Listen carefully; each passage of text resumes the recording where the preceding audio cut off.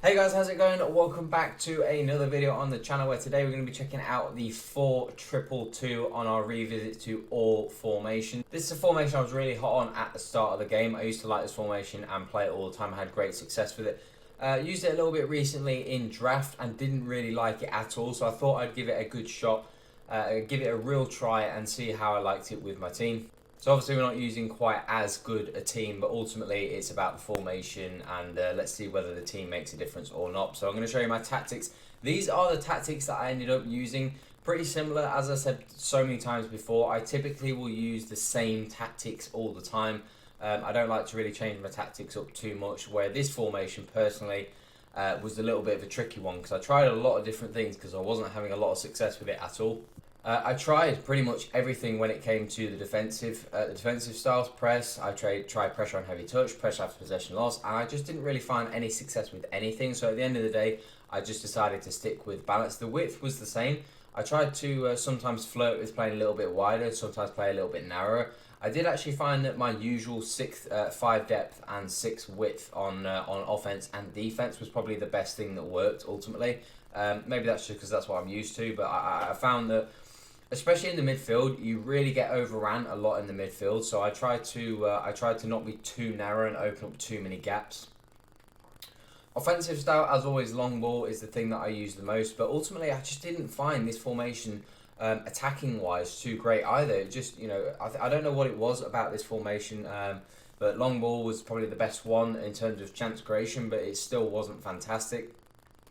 And then the rest of it, players in the box, corners and free kicks is all standard as usual. Goalkeeper, we kept on sweep keeper and comes across is pretty much the same that we use for everything. The fullbacks on stay back while attacking and overlap. Obviously, we don't have wide players, but we've already got plenty of necessarily attacking players up the pitch, so we shouldn't need to go too far ahead with the fullbacks. And for me personally, I always like to keep the back four pretty much as stable as possible, as you guys know.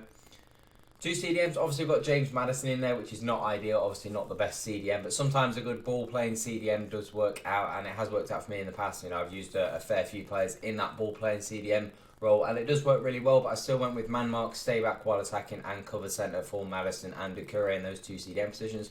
Obviously you want them to try and sit in front of the back four as well, so now you've got a really solid 6 in the back, so now your 4 players up front don't need to have any defensive duties at all. They can just go forward and attack. And the 2 wide cams we had on get into the box and free roam. Now I did try a whole bunch of things here. I did try them on stick to position. I did try them on free roam. I tried them on drift wide. I tried them on everything.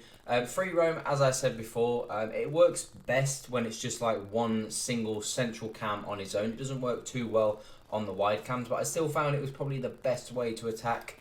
But I still didn't find it was massively successful. But overall, of the 3, free roam was probably the best. Probably the best of a bad decision. Get into the box for crosses as always, and as I said before, they don't necessarily need to have any real defensive duty, so you don't need to tell them to come back on defence. And the instructions are exactly the same for Pepe. And then the 2 strikers, as always, I like to keep my strikers, especially if you've got a little bit of width on the wings, I like to keep them stay central and getting behind. Obviously you want them getting in behind and staying central to try and score some goals. You don't need them drifting out wide. If you've got width in the team, they can stay in the middle of the pitch, and of course if they're quick they can use getting behind.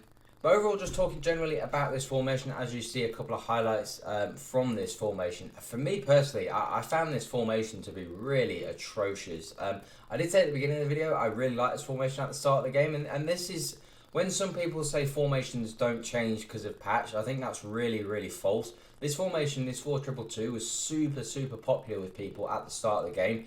It was definitely one of the top 3 most popular formations at the beginning of the game. Honestly, I'll be real honest, and I'm always honest with you guys with these formation reviews or player reviews or whatever we do with this game. This formation, in my opinion, is terrible. I absolutely hate it. I said before, I've used it a little bit in draft as well, and I had no success with it. And obviously in draft, you're using extremely good players. In draft, you're using better players than even my main team. My main team, Crespo and Neymar and Messi and players like that.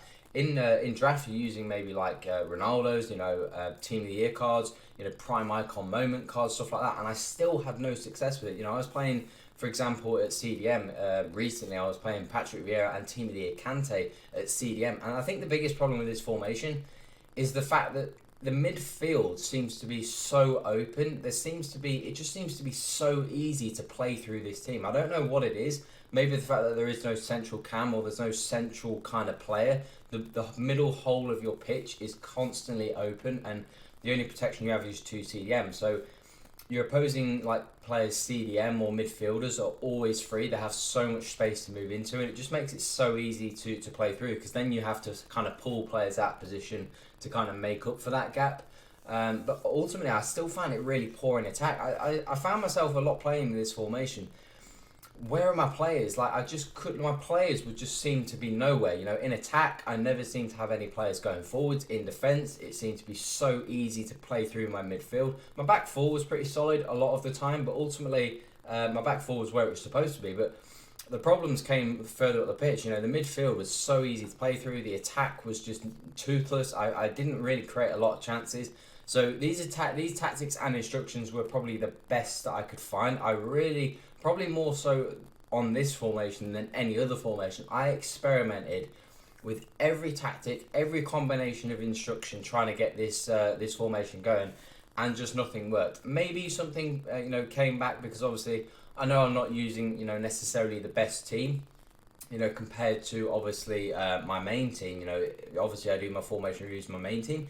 I still found this formation to be really poor, and given the fact that I have used this formation quite a bit in draft as well recently, and even in draft using really good players, better players they're in my main team, I still found this formation to be really terrible. So for me personally, this formation is one that you definitely want to stay away from. I would definitely say this is not a good formation at all. There's definitely far better formations that we have reviewed and that we're going to review. So my open and honest opinion on this formation: don't use it. I don't think it's very good, and if you're someone that can get something working in this formation, my hat's off to you, because I could not get anything going in this formation, attacking or defending. So that is my review on the 4-2-2. As I said, please stay away from it. I think there's far better formations than this one in the game. So if you want to see any other formation reviews or tutorials or FIFA experiments, do let me know in the comment section below. Let me know what you think of this 4-2-2, whether you agree or disagree with what I'm saying. But from my experience, I did not like this formation at all. But that is all for today, guys.